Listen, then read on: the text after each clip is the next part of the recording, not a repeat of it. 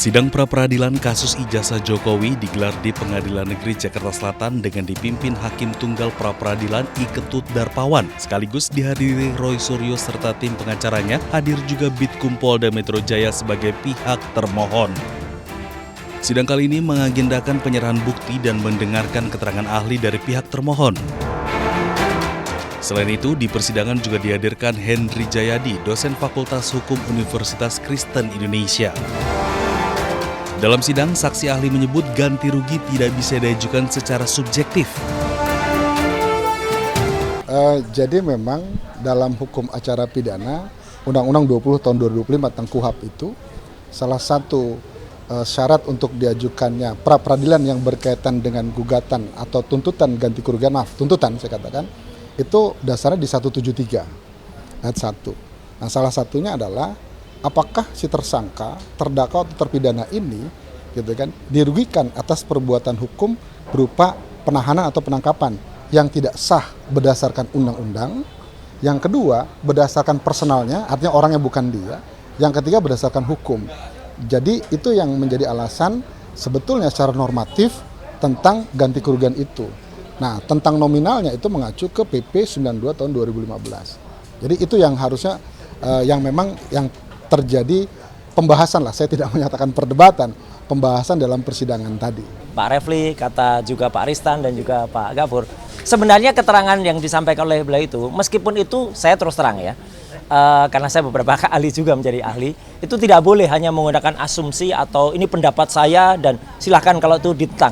Sebaiknya dia benar-benar netral gitu. Tapi kalau kita benar-benar menggunakan pendapat dia, sebenarnya kita sangat diuntungkan. Karena pertama, ya, dia mengatakan salah dia sebenarnya. Tadi teman-teman mungkin nggak sampai karena saya ngikuti betul ya. Dia mengatakan minimal itu ketika dia mengucapkan pertama kali sesuai dengan aturan, dia bilang minimal 50 juta, maksimal 100 juta. Salah. Ya, itu ada rekamannya, silakan dilihat. Ya, minimal harusnya 500.000. Ya, kalau minimal 50 juta berarti kita dapat minimalnya 50 juta kalau menurut ahli tadi. Ya. Dalam pra-peradilan jilid ketiga terkait kasus dugaan ijazah palsu Presiden ke-7 Joko Widodo, kubu Roy Suryo menuntut ganti rugi sebesar 206 juta rupiah atas penangkapan dan penahanan yang dinilai tidak sah. Dari Jakarta, Indira Utomo, Jaka Samsa, iNews melaporkan.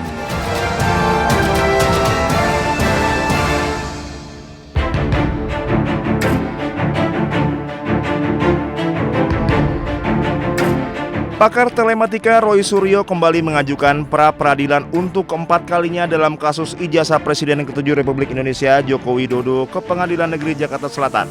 Pra-peradilan ini terkait pencekalan Roy Suryo oleh polisi. Pengadilan Negeri Jakarta Selatan telah mengeluarkan jadwal sidang pra-peradilan jilid 4 pada Jumat 7 Agustus 2026 mendatang. Dan yang penting lagi bukan hanya hari Kamis, hari Jumat misalnya. Silakan datang lagi untuk pra-peradilannya keempat. Ya, kita sudah mendaftarkan pra-peradilan keempat dan jadwalnya adalah besok hari Jumat. Ya, kita tunggu jam 9 ya, jam 9 pagi. Jadi itulah pra-peradilan keempat. Tentang apa? Tentang pencekalan. Ya, pencekalan dan ada beberapa ya, gitu, tapi yang penting tentang pencekalan. Pra-peradilan jilid 4 ini mempersoalkan sejumlah hal, khususnya tentang pencekalan Roy Suryo oleh polisi. Pasca ditetapkan sebagai tersangka kasus ijazah Jokowi, termohon dalam gugatan pra-peradilan jilid 4 ini masih sama, yakni Polda Metro Jaya dan Kejari Jakarta Selatan. Dari Jakarta, Tim Liputan iNews melaporkan.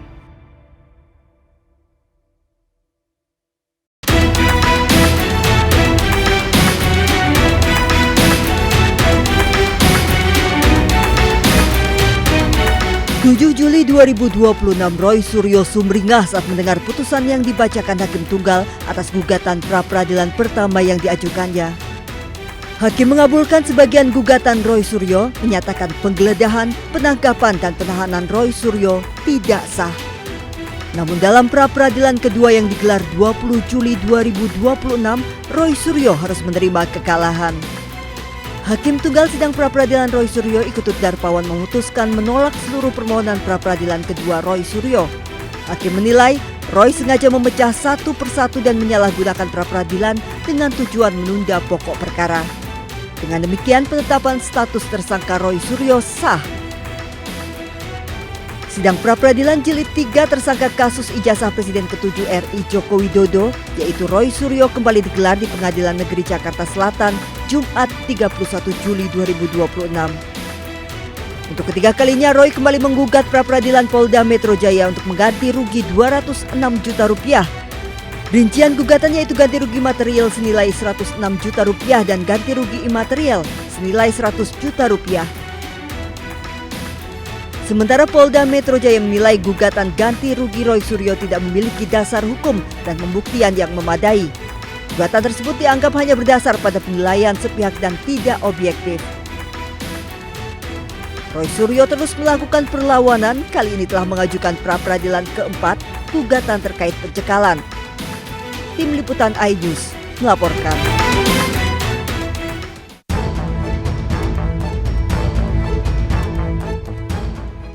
Dewan Pengawas KPK akan memeriksa anggota Polri yang berdinas di KPK sebagai staf administrasi lembaga Setia Budi Dias Oktavianto yang menjadi tersangka kasus dugaan pemerasan. Ketua Dewan Pengawas KPK Gus Rizal menyatakan pihaknya akan memproses Dias sesuai ketentuan yang berlaku, sekaligus sebagai bahan evaluasi di internal KPK agar peristiwa serupa tak terulang kembali. Tentu kita akan memproses sesuai dengan ketentuan yang berlaku. Apakah masuk ke dalam kode etik? Masalahnya sekarang status yang bersangkutan adalah anggota Polri, sehingga kita perlu hati-hati terhadap laporan tersebut. Apakah dikembalikan kepada kepolisian sehingga Dewas tidak berhak melakukan pemeriksaan, akan tetapi kita melakukan pemeriksaan untuk evaluasi sehingga jangan sampai terjadi lagi untuk yang akan datang. Sebelumnya KPK menetapkan 4 tersangka terkait kasus dugaan pemerasan di lingkungan pemerintah Kabupaten Pemalang, Jawa Tengah. Para tersangka sudah dilakukan penahanan untuk 20 hari ke depan di Rumah Tahanan Negara Gedung Merah Putih KPK. Dari Jakarta, Tim Liputan iNews melaporkan.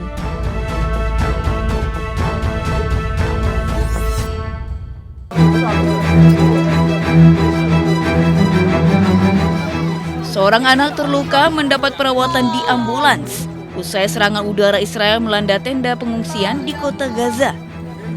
Para korban tewas maupun luka-luka langsung dilarikan ke kompleks medis Al-Shifa. Menurut media Palestina, 18 warga tewas dan lainnya luka-luka akibat serangan udara Israel. Mirisnya, sebagian besar korban merupakan anak-anak. كلهم ولاد صغار اغلبهم ولاد صغار وبنات كلهم قطعوا كان في العرس وجاي هنا اتفرج عليهم تتجوز بظبط له خيمته هي تقطع فيها خيمته بتاعت اللي يتجوز فيها تقطع فيها هي ولد صغير هذا ايش ذنب هذا الولد الصغير. Serangan Israel menghantam sebuah tenda pengungsian dekat Masjid Al-Nour dan kendaraan di wilayah Al-Saraya yang menyebabkan korban jiwa dan luka-luka. Serangan terjadi di tengah upaya pelucutan senjata dan negosiasi mengakhiri konflik Gaza. Menurut Kementerian Kesehatan Gaza, perang ini telah menewaskan lebih dari 73.000 warga Palestina dan melukai ratusan ribu lainnya.